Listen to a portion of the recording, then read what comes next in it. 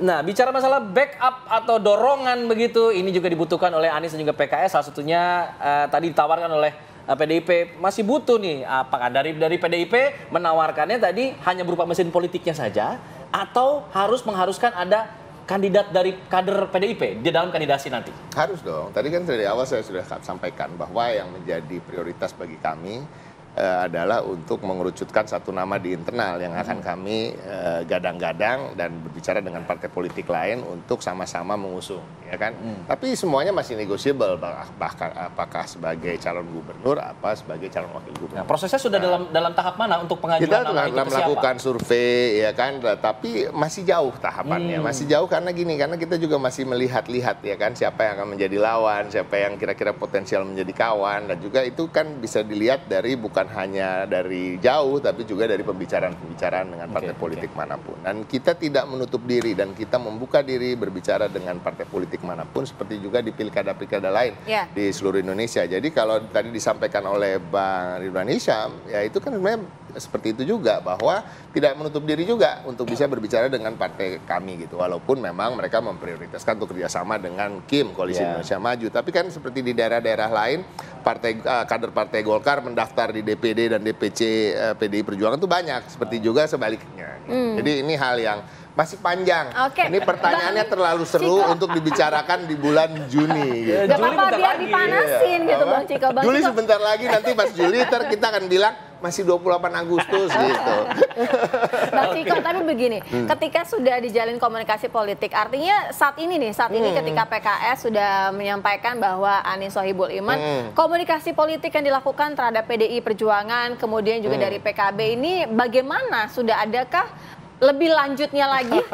Gini, kan ada pembicaraan nih, kalau politik ada panggung depan, panggung belakang. Kalau panggung belakang itu terus mengalir gitu ya, tapi panggung depannya enggak gitu. Kan kita juga nggak bisa terbuka secara keseluruhan. Nggak boleh di-spill gitu ya, nggak boleh di-spill. Ini kan ada terkait dengan strategi, terkait dengan tentunya menghargai apa yang disampaikan dari partai lain, itu juga partai lain tidak ingin kita menyampaikannya ke ke publik dan lain-lain. Tapi pada prinsipnya ini semua kan kita lakukan demi kebaikan Jakarta dan juga warganya. Saya selalu merasa munculnya calon-calon yang begitu banyak, yang diuntungkan adalah rakyat, yang diuntungkan adalah warga Jakarta. Apalagi calon-calon ini mempunyai kurikulum vitae yang seperti saya sebutkan tadi, pernah berada di pemerintahan, mampu untuk menjawab tantangan-tantangan DKJ ke depannya, bukan hanya DKI Jakarta kan. Jadi ini yang betul-betul sekarang sedang persiapkan. PDI Perjuangan benar-benar menyiapkan kader yang terbaik. Nah, terbaik ini bukan hanya terbatas soal elektabilitas misalnya. Kalau terbatas soal elektabilitas tentunya Ahok dengan tutup mata kita akan ajukan. Tapi kan juga kita melihat akseptabilitas. Kita lihat juga bagaimana tanggapan dari partai politik lain yang akan kita ajak kerjasama. Masyarakat juga bagaimana. Itu juga jadi pertimbangan. Dan kalau kita bicara soal kompetensi, kita sudah cukup.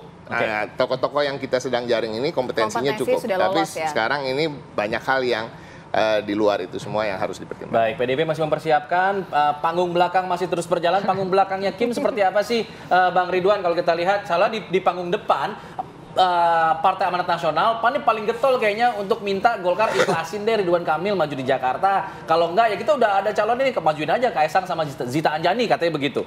Nah ini bagaimana dengan dari Golkar nih? Apakah sudah sejauh mana tingkat keikhlasan Partai Golkar dalam hal Ridwan Kamil ini? Jadi begini ya, pemilih Golkar itu tadi Kang Ujang kan sudah sampaikan, orangnya sangat rasional dan melihat terbuka lah, sangat terbuka. Jadi melihat figur siapa memang yang pantas. Kita lihat ya kemarin ini ada pengalaman 5 tahun yang lalu. Partai Golkar memberikan dukungan kepada partai pemerintah, dalam hal ini PDI Perjuangan, yaitu mengusung Ahok. Dan Gerindra pada waktu itu mengusung Anies Baswedan, dan Partai Demokrat AHY. Pemenangnya di awal putaran pertama adalah Ahok. Tapi setelah masuk 2 besar, Ahok berhadapan dengan Anies, yang menang Anies. Nah, ini semua harus disimulasikan. Jadi memang ada satu figur yang kita sangat perhatikan sekarang, dan kita lihat betul-betul elektabilitasnya bagaimana dan peluang menangnya bagaimana, yaitu Mas Kaisang. Karena Mas Kaisang ini kami melihat adalah salah satu mutiara yang muncul di akhir di dalam proses pilkada ini. Nah, kita harus betul-betul jeli. Apakah ini bisa mendongkrak suara apabila nanti dia tiga calon, terus 2 putaran, karena tadi kan data yang diberikan Kang Ujang kan semuanya tidak ada yang di atas 50% atau ya kurang lebih 30%. Nah, ini semuanya bisa terjadi seperti pilkada 5 tahun yang lalu. Padahal pada waktu itu Ahok dukungannya sangat besar, partainya sangat besar. Tapi yang menang adalah setelah koalisi putaran kedua terjadi koalisi lagi, yang menang adalah Pak Anies Baswedan. Nah, sehingga kenapa Mas Kaisang ini, selain memang Mas Kaisang ini adalah sebagai anak presiden, dan itu tidak bisa kita pungkiri, ya memang Mas Kaisang putranya Pak Joko Widodo ya, selaku presiden saat ini. Tetapi kan juga Mas Kaisang punya partai, yang partai PSI, ketua umum, sehingga dia juga punya peluangnya. Tinggal kita lihat saja apakah mampu nanti Mas Kaisang bisa apabila digabungkan atau dikawinkan dengan calon dari Partai Golkar, bisa menjadi pemenang pada putaran kedua. Karena saya masih melihat kalau 33 calon ini pasti 2 putaran. Beda kalau memang dari awal sudah hanya ada 2 pasangan. Nah, itu langsung head to head. Saya kira seperti Kang Ujang bilang, nanti tapi peluangnya kita akan komunikasi lihat politik yang dilakukan Partai Golkar dengan Kim sendiri dalam pencalonan nama-nama ini sudah berjalan dengan baik, artinya satu suara atau memang belum menemukan titik temu, Bang Ridwan? Kita belum menemukan titik temu karena memang kita masih melakukan simulasi karena pemilih Jakarta berbeda dengan pemilih di daerah-daerah lain. Karena pemilih daerah lain itu lebih mudah untuk kita prediksi, arah suara masyarakat itu ke sana. Itu masih bisa kita prediksi. Tapi di Jakarta adalah sangat cair sekali, sehingga kalau kita salah memprediksi, kita bisa tertipu. Nah, itu seperti pada saat periode yang lalu kan, semua melihat bahwa Ahok yang kuat pada waktu itu, ternyata Mas Anies kan yang menang di putaran kedua. Karena pemilih Jakarta adalah pemilih yang rasional, pemilih yang terbuka, dan kami pemilih Golkar itu seperti pemilih Jakarta, orangnya sangat terbuka pemilih di Golkar itu. Berbeda kalau yang ada di daerah-daerah pedesaan. Pemilih kita itu loyal sekali, sangat loyal. Apapun yang dimunculkan oleh Partai Golkar, dia tidak mau tahu figurnya siapa. Apabila partai sudah menentukan, maka mereka, nah itulah adalah yang kita namakan di Golkar itu adalah captive market kita. Dan itu memang banyak di desa-desa dan berbeda dengan yang ada di Jakarta. Di Jakarta kan sangat terbuka sekali. Tetapi sekarang dengan era 4.0 ini digital, di desa pun juga sekarang sudah mulai terbuka. Jadi mereka sangat realistis juga.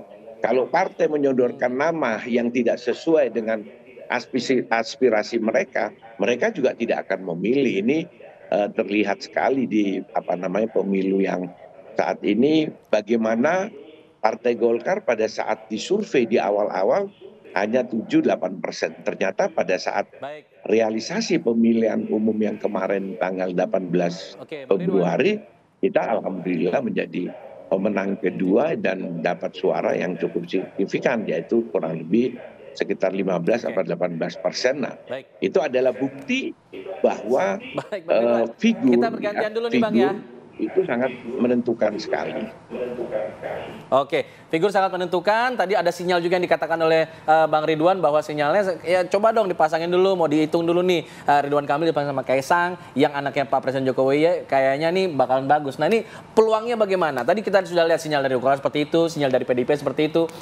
Muaranya akan kemana nih, Kang Ujang? Kalau melihat pasangan Ridwan Kaisang atau nanti misalnya mengajukan nama Ahok dari PDIP? Ya, kita bicara tadi, saya sepakat dengan Bang Ridwan Hisam dan Bang Ciko ya, bahwa figur sentral dalam pilkada ini yang dipilih langsung, maka figur menjadi utama. Ya. Tetapi gini, siapa yang berpasangan dengan siapa tentu ini masih dinamis. Tetapi ada ukuran, ada indikator, ada parameter. Apa ukurannya? Kalau saya bisa jelaskannya di antara banyak variabel, di antara banyak faktor itu ada 4 paling tidak. Pertama ya popularitas diuji, pasti yang dikenal dong. Nggak mungkin disodorkan yang tidak dikenal. Yang kedua, uji elektabilitas pasti, karena ini kan keterkenalan ya popularitas lalu harus diuji dengan keterpilihan, elektabilitas yang tinggi. Di mana-mana yang menang tuh yang punya potensi yang elektabilitasnya tinggi.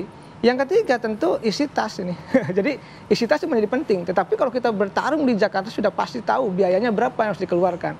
Yang keempat akseptabilitas. Nah dalam konteks tadi saya sepakat dengan Bang Ciko, penerimaan partai politiknya seperti apa?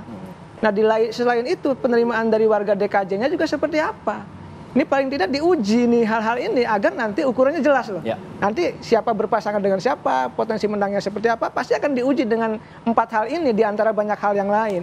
Sehingga ketika menentukan pasti kalkulasinya rasional dan saintifik berdasarkan survei yang objektif. Kalau tadi ya kalkulasinya politiknya ingin menang kira-kira seperti itu. Baik, nanti kita akan tunggu bagaimana kemudian hitung-hitungannya, bagaimana langkah dari partai politik menyikapi semua ini. Terima kasih semuanya ya. Terima kasih Bang Ciko, terima kasih Bang Ridwan Bang Ridwan, Hisyam atas informasinya.